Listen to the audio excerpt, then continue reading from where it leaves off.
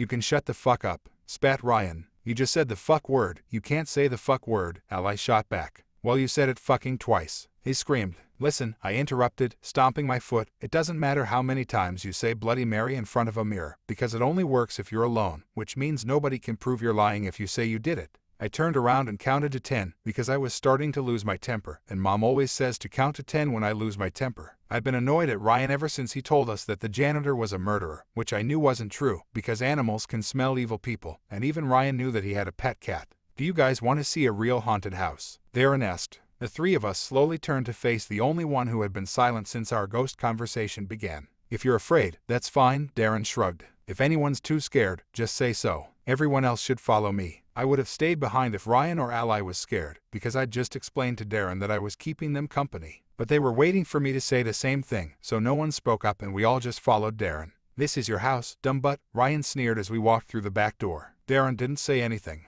What the hell kind of game are you playing? Ally asked as she got braver with her swear words. Since he didn't respond, we kept following his lead as he walked through the kitchen that always smelled just a little bit rotten and headed to a door. Hey, you've never showed us down here, I said in a hesitant voice as he opened it, revealing stairs to the basement. He shrugged. I get it. Don't feel bad, Mikey, lots of people are scared of ghosts. You can stay up here where it's safe. Then he turned and headed down the stairs. I didn't want him to do my thinking for me, so I followed him. Ally and then Ryan stayed close behind. It was weird. I know that basements are supposed to be cold, but it was summer, and we could see our breaths by the time we got to the bottom. What's even stranger was the second, metal door at the bottom of the staircase. Why is there a door at the top and at the bottom? I asked, shivering, as Darren pushed open the metal frame. Don't you only need one? For some reason, my voice sounded funny, like we were outside. It was too dark to see the opposite wall, so I couldn't tell how big Darren's basement was. You're going to get in trouble if you play with matches, Ally warned as Darren lit a candle that was just bright enough to make his face glow. Her voice sounded like it was more nervous than she wanted us to know. No, I won't, Darren answered. He sounded sad.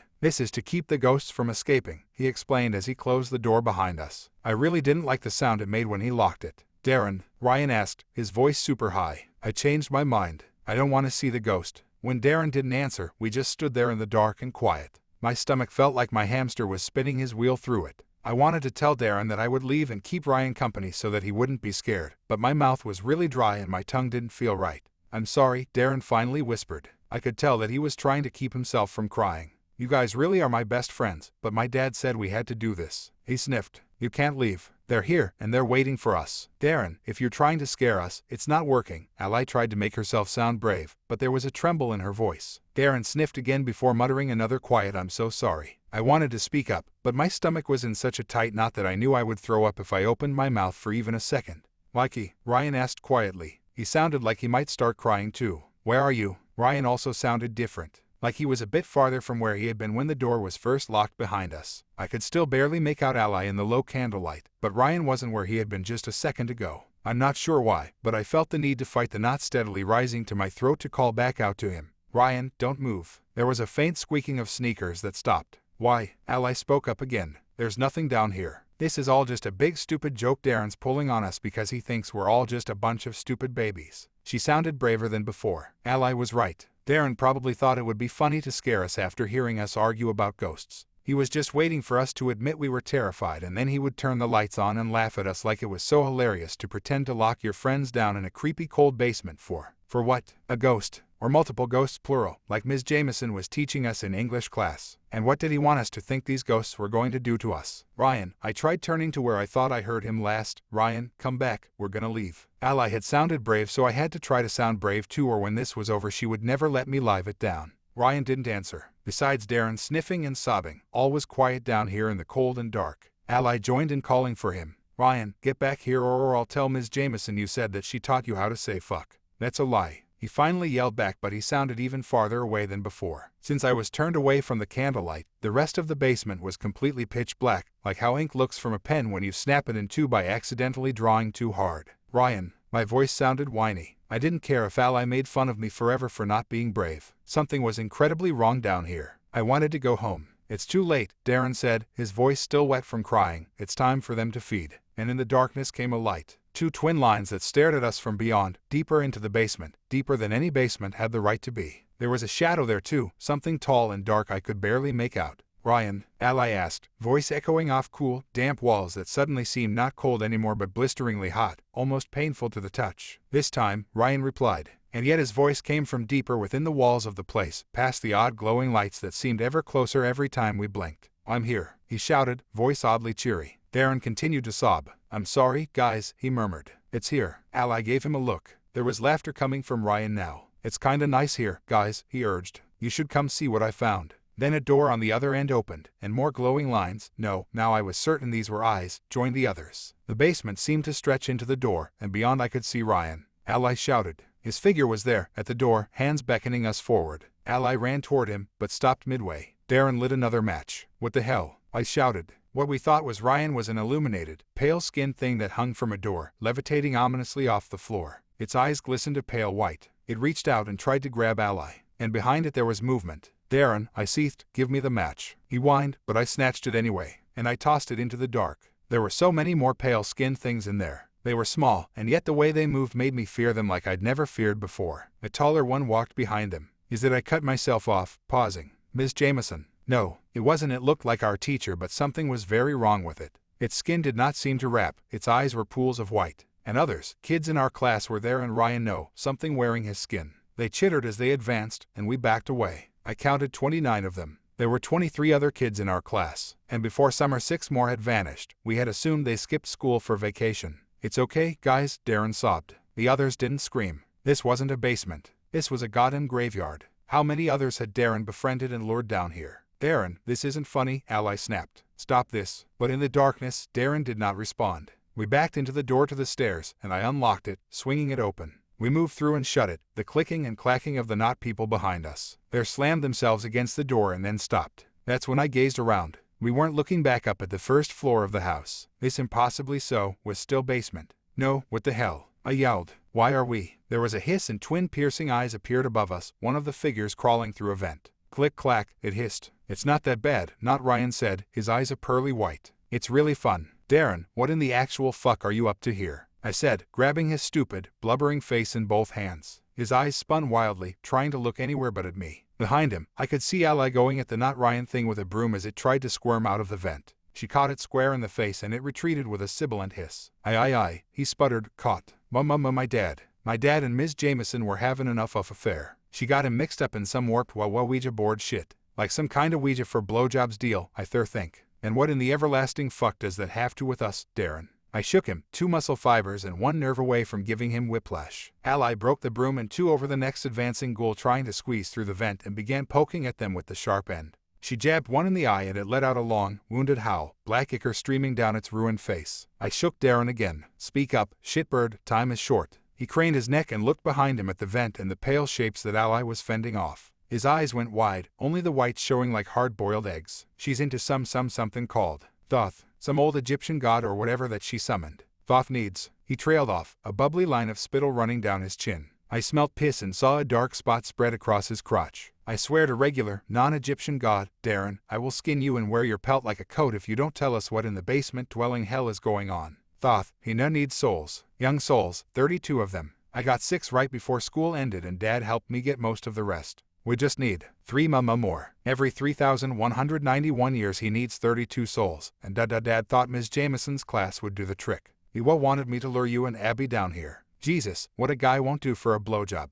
Darren, do you have any idea what you've done? It was for Dad, he said, and collapsed into another blubbering fit, snot bubbles forming and popping at his nostrils. I kinda felt sorry for the kid. Kinda. Ally, all okay there? Is the vent secure? I shouted into the darkness where I could barely make out Ally's form jamming the broken broom handle, now covered in a blackish, crimson substance, at the pale shapes again and again. Tough girl, that Ally, I thought. The grate covering the vent was bent outwards and pale fingers reached through, trying for purchase. If by secure, you mean about to unleash 29 soulless revenants of our former 6th grade classmates, then, yeah, we're good, boss, she said. And funny, too. I felt a gelatinous thought forming in the back of my mind. It gelled and took substance. It felt right, felt good. I swiveled Darren's head around to face me. Darren, call your dad, I said, locking eyes with him. Dad, he shouted. It echoed in the basement, fading away to the grunts of the pale horde at the vent. No, you fuckbucket twat waffle. With this, I said, sliding his phone out of his back pocket. Oh, he said in a snot whisper. It took him 3 tries, his shaking fingers having a hard time pressing send.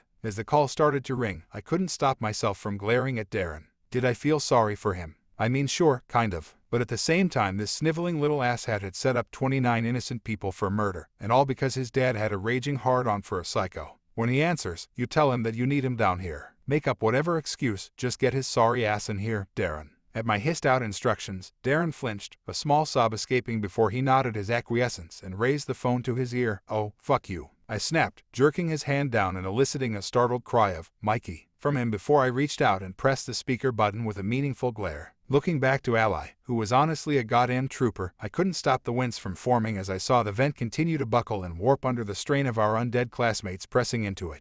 She was doing a damn good job of perforating the disgusting bastards, but they didn't seem to really care. Or notice. Fucking rude if you ask me. D-Dad. I heard Darren stutter behind me before I turned around to glare at my friend. Former friend, definitely former. All friendship ties were severed when he tried to offer me and Ally up as sacrifices. Dad, I need you, I need you to meet me in the basement, please. Behind us, from within the vent, our classmates hissed and groaned and I immediately whipped around to gaze at the squirming dead, my finger snapping to my lip as I hissed out a desperate, SHHH. That earned a look from Ally that screamed fucking really, and a series of indignant-sounding groans from the corpses. Huh, I guess they didn't like being shushed. Stab them with a broom handle. Sure, but don't fucking shush them. But not Ryan. I think he was actually amused if the hissing coughs were anything to go by. Or maybe he was just trying to be intimidating, I don't know. Behind me, I could hear Darren pleading with his dad to meet him down here, something about a gas leak. Hearing that, I spun to face him once more, an incredulous look on my face as I listened to the bullshit spewing from his mouth. And then I heard, well, shit, Darren. Just hold on, I'll be right down. We don't want anything ruining all our hard work. And then a click. He'd bought it. He'd bought it. Darren, I say this with full disrespect. Your dad is a fucking dumbass, okay? You're a dumbass for following along in this crazy-ass, murder booty call scheme. And your dad is just ...